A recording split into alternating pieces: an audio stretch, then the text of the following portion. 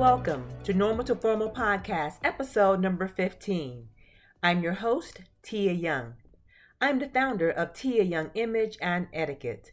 I help my clients learn the soft skills for success through professional development and etiquette training. This podcast is for people that want to increase their social skills and earning potential and grow from normal to formal. These skills will help you get ahead of the competition. The topic for today's podcast is upscale dining etiquette. These dining etiquette tips are listed in my book called How to Navigate Premium Experiences with Confidence, Your Guide to Social Success. And it can be found in Chapter 8. The book is available on Amazon for only $15.99. Let's face it, we all have to eat, but how you eat in an upscale dining setting can make or break a business deal. What do I mean by upscale? The difference between upscale or fine dining and casual dining has to do with the ambiance and prices. Fine dining or formal dining restaurants offer an upscale setting and service while featuring unique and often more expensive menu options with checks averaging over $50. You'll also see linen tablecloths, crystal glasses, china cups, and silverware compared to paper and plastic eating utensils. As you climb the proverbial social and professional ladder, you will without a doubt have occasion to dine with clients and colleagues in a fine dining setting. Hopefully, your stellar dining skills will be on full display and not the food you're eating. Dining skills are necessary in every dining situation, no matter how elegant the restaurant. There are a few more rules you should know when visiting a more upscale eatery. In my hometown of Tampa, Florida, there is a beautiful restaurant overlooking the bay. My husband Victor and I celebrated our first anniversary there, and let me just say, it was spectacular. This year actually will be our 20th year anniversary, so that's been a while ago. My disclaimer is, although I've been an etiquette coach for 18 years, I'm continuing to grow and learn new rules every day. So I also want to share my experiences so you will not make the same mistakes that I did. When we entered the restaurant for our first year anniversary, we were greeted by a maitre d' who escorted us to a case of raw beef and seafood options on the way to our table. What is a maitre d', you may ask? That term actually means master of the house. And the responsibilities of a maitre d' generally include supervising the waiting staff, welcoming guests and assigning tables to them, taking reservations, and ensuring that guests are satisfied. He may also give menu suggestions and wine suggestions. The maitre d' then changed our linen napkins to black because we were wearing black. This helps prevent lint disasters. The restaurant that I mentioned in the Tampa Bay area is called Armani's and overlooks the bay. Another top steak restaurant in the Tampa Bay area is Burns Steakhouse. And they have wine cellar tours, kitchen tours, and exceptional food service. The staff is professionally dressed and neatly groomed in their uniforms. Our server came over, introduced herself, and offered us an olive tapenade and a amuse-bouche appetizer before the meal. So you ask again, what's a tapenade and a amuse-bouche? A tapenade is a provincial paste or dip made from black olives, capers, and anchovies.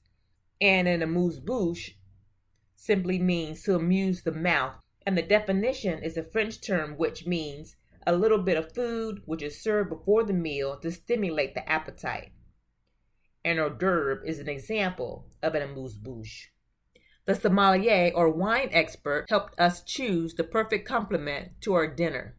This was our first upscale dining experience as a couple. The sommelier, the wine steward or wine butler, helps you choose the right wine to pair with your meal. Restaurant sommeliers typically create wine lists, order wines, and maintain and rotate wine stock They also make wine suggestions to go with particular types of food based on their knowledge of wine pairing, or suggest wines based on guest taste preference. Restaurant rating system. A fine dining experience is famous for its level of service and fine cuisine.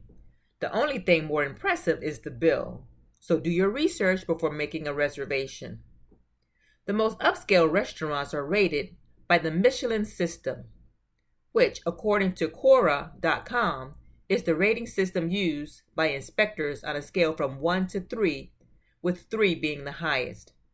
However, the general public is most familiar with Forbes' rating system, with 5 stars representing the top rating, which include exceptional food, superior service, elegant decor, and a gracious dining room team. To find out more about a restaurant's Michelin rating, or check the Forbes Travel Guide or the American Automobile Association to see how your favorite restaurant is rated. Michelin star.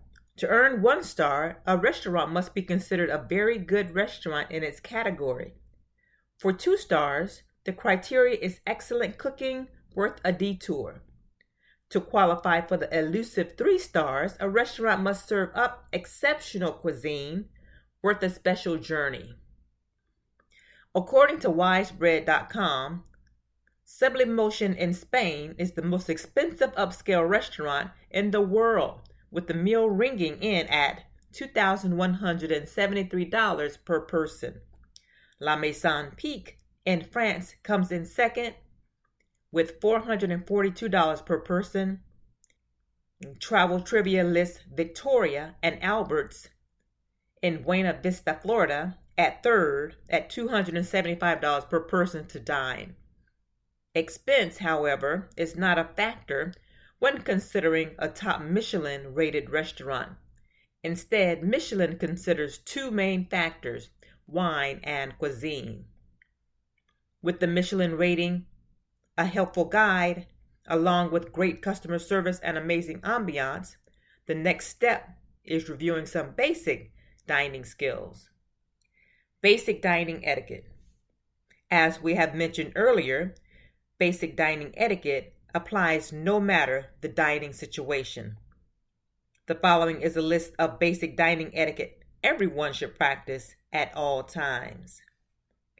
Follow the lead of the host or hostess. For instance, if they order 2 courses, let's say an entree and dessert, you don't want to order 4 courses. So follow the lead of the hostess. Take small bites. It helps digest your food better.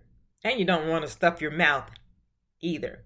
Take small bites, eat, have conversation, take a drink, but never overstuff your mouth. Do not eat with your mouth open. There's no excuse for eating with your mouth open. Keep your lips together and chew. Use utensils from the outside in. So if the plate is in the middle and you have utensils on the left and right side, you work your way closer to the plate as you dine. Do not place anything on the table that is not meal related. For example, your phone, your elbows, makeup, eyeglasses, sunglasses, even a cute little clutch purse that does not belong on the table. Eat as quietly as possible. So no slurping, no burping, no smacking. Even when you stir your iced tea, your sweet tea, it shouldn't clank the side of the glass. And when you use your fork to pick up food off the plate, it shouldn't clank, and your teeth shouldn't hit the fork either. Eat at the same pace as everyone else at your table. So don't eat too fast and don't eat too slow, but keep in pace. Therefore, you have to watch to see what everyone else is doing, because you can't go on to the next course until the course before that is done. So you don't want everyone waiting on you to move on to the next course. Stay away from offensive and divisive conversation during a meal. So we know, of course, that's politics and religion, because people have varied views and they tend to argue their point and opinion.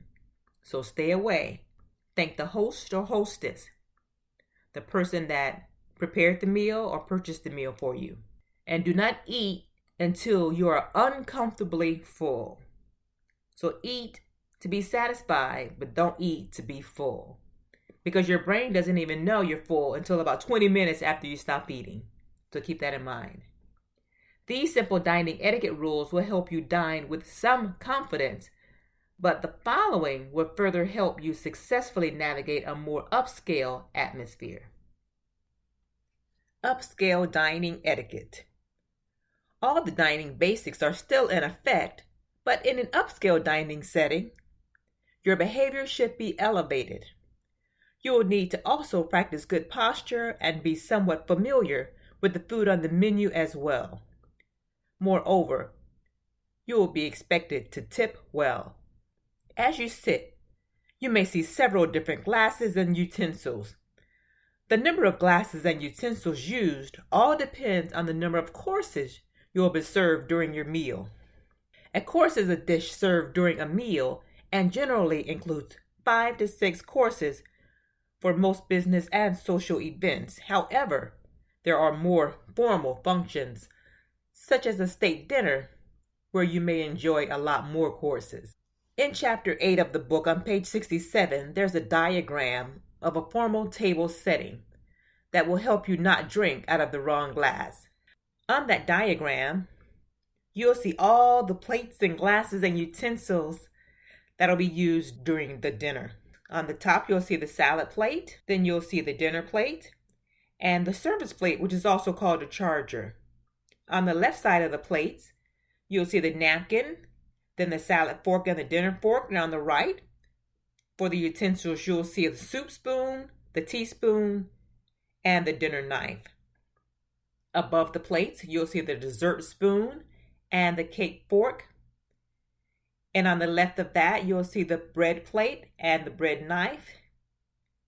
All the glasses will be on the right side above the knife and spoon. Above the knife and the spoons, you'll see the water glass, the red wine glass, and the white wine glass. And then below that, the cup and saucer, depending on what you'll be drinking. And also on the place setting, you'll see a place card, which is the card that has your name and it tells you exactly where to sit if place cards were used. The only other 2 items that you may see on a more formal table setting is a small fork on the right, which is a fish or cocktail fork. It is a small fork that is used to eat shellfish.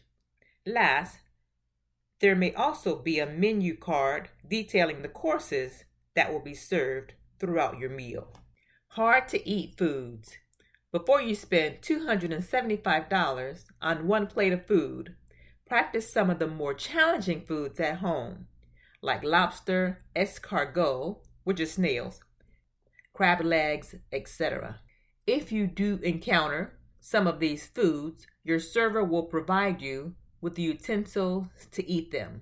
Note, stay away from hard-to-eat foods during a business meal, unless your client invites you. One meal that you might not want to eat during a business meal is spaghetti with red sauce, because it can get very messy if you don't eat it properly. Some of the faux pas I like to share is to not make lemonade. That means taking the water and the lemons and the sugar and making your own lemonade. If you want lemonade, order lemonade. Also, over-seasoning your food. Taste the food first. If it needs seasoning, put a little bit. But if you can eat it without, do that, because it'll offend the chef and the person that prepared the meal. Another faux pas is blowing your nose at the table. You always want to excuse yourself. Go to the restroom, blow your nose, and wash your hands before coming back to the table. And using your fingers to eat foods that aren't finger foods. You never want to pick up your chicken breast in a fine dining restaurant to eat. But in a casual restaurant, picking up chicken to eat off the bone is fine. But fine dining restaurants typically will not serve chicken on a bone.